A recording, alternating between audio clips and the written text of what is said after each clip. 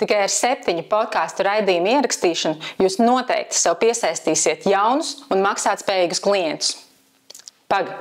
Mēs vispār tā drīkstam teikt? Protams, bet tā jau ir realitāte. Bet izklausās diezgan neticams solījums. Mēs esam jau strādājuši vismaz ar 10 uzņēmumiem. Mēs esam apmēram 30 raidījumus izveidojuši. Es pats esmu pārsteigts par tiem ļoti spēcīgiem rezultātiem. Piemēram, Ilze Čerevko ar savu podcastu. Jau 7 raidījumu laikā viņi jau iegūta 3 ļoti lielus rūpnieciskos klientus, kuriem viņi palīdz ar efektivitātes konsultācijām. Jānis Virīdova, kur veido biznesa podcastu, viņi ieguva uzaicinājumu jau piedalīties lekcijās un lasīt nodarbības par nekustamā īpašumu, kaut gan viņiem bija ļoti liels uztraukums pirms tam.